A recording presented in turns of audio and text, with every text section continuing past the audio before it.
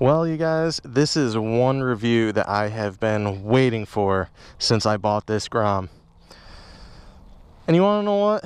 We're not going to do the typical intro. We're going to do something special just for these tires.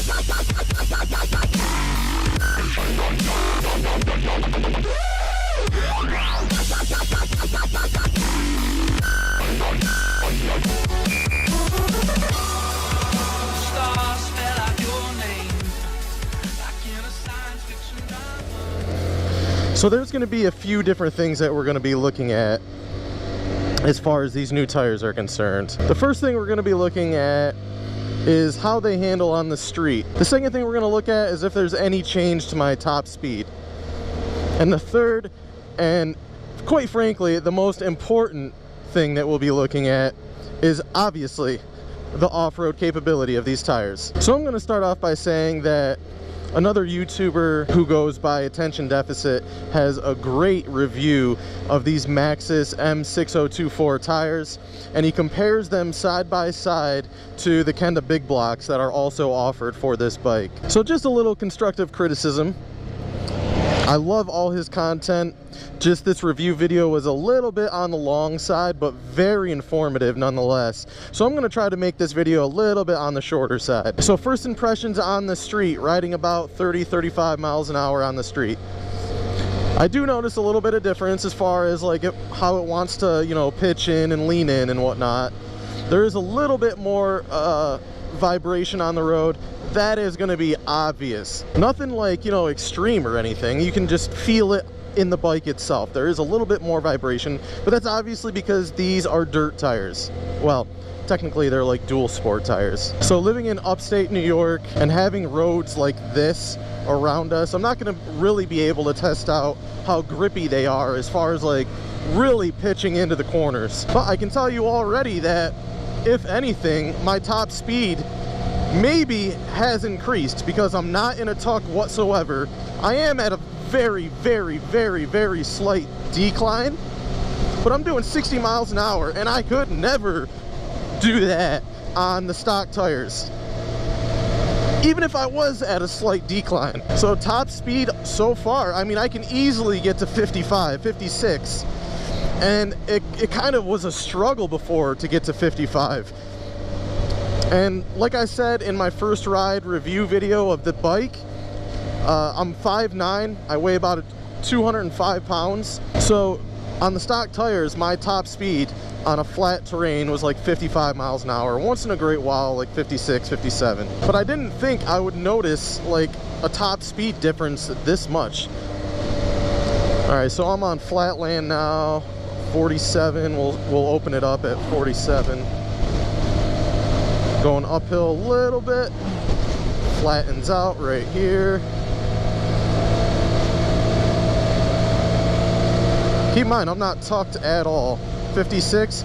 It's so weird that like these dirt tires, or sorry, dual sport tires, have increased my top speed by a mile per hour or two. That's so weird. 58. I'd never do 58 on flat terrain. Never. This is so bizarre. I'm sorry, I'm freaking out about such a stupid little thing, but it's bizarre to me. Now going at like a highway speed like I am right now, I really don't notice any kind of extra vibration. It was really just in town, really like 30-35 miles an hour. But once I'm up here in the mid to high 50s, I don't really notice any extra vibration. So I'm going the opposite way that I was just heading when I got like my quote top speed on this bike. So I'm heading the opposite way, just to see if there might have been like a little bit of wind against my back. And I may have gotten ahead of myself because it does seem a little bit more windy heading back the way that I came from. As you can see, I'm doing 52. Oh man, I got excited for nothing, man. I think it was just wind at my back. What if I go in the full tuck? See if that'll help. Barely. So just a real quick recap before I get into what I'm really excited about. In town riding, city riding, etc., slight vibration increase. And that's, I mean, that's obvious, right? Highway riding, the vibration kind of dissipates. You don't really notice it once you get, you know, 50 miles an hour plus. Now, just for transparency, I do like to run my tires a little bit on the light side. So I have about 30 PSI front and back in these Maxxis tires that are on here now. But anyway, I'm gonna fast forward to what I'm most excited about, and that is getting these tires off-road. So, all right, we are approaching our little off-road spot. This is what is known as the flats around my area. I'm gonna see how these things handle. Now, an important thing to keep in mind if you do plan on off-roading with your Grom is know its limitations. Okay, this thing isn't a four-wheeler, it's not a dirt bike. It does only have like 8 inches worth of ground clearance, so just bear all that in mind if you plan on doing some off-roading with your good old Grom. There's no way I would take it through that. Now, it hasn't really rained around here lately. I don't think. I've been away in Tennessee. If you follow me on Instagram and Facebook and whatnot, you would know that. These tires are pretty good so far. I'd really like to try out the Kenda big blocks that they also make for the Grom.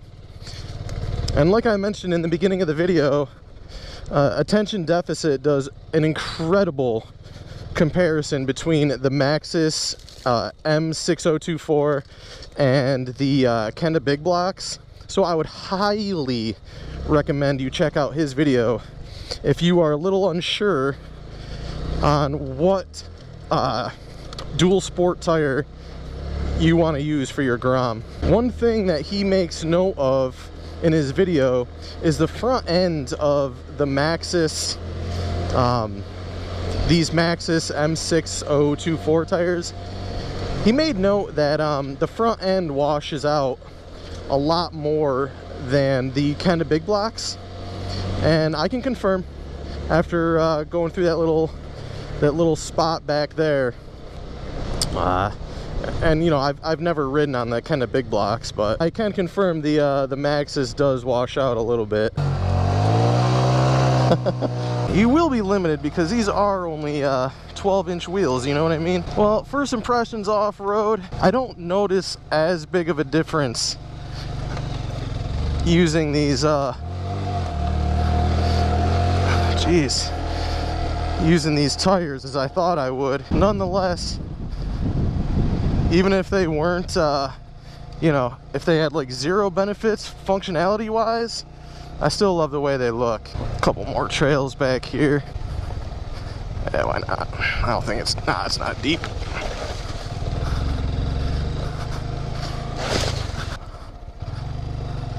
Why not, right? Yeah, right through it, man, like no problem.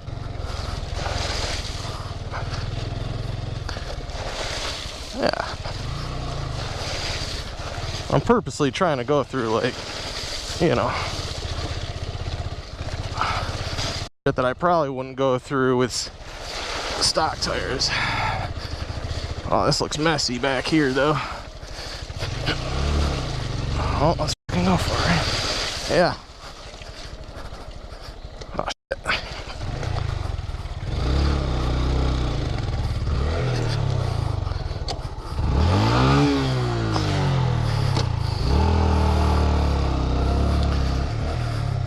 Man, I may have spoken a little too soon. I don't think stock tires could have done any of that. This is pretty much the end, right?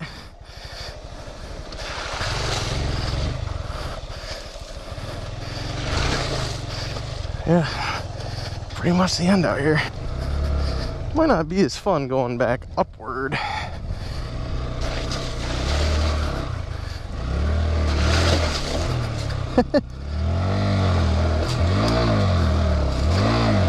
Oh my God.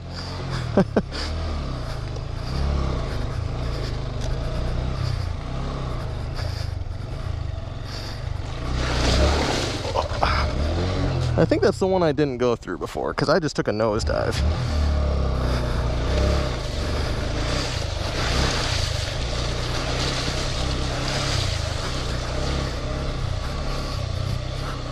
Hey. And this thing is just eating through everything, man. As it should.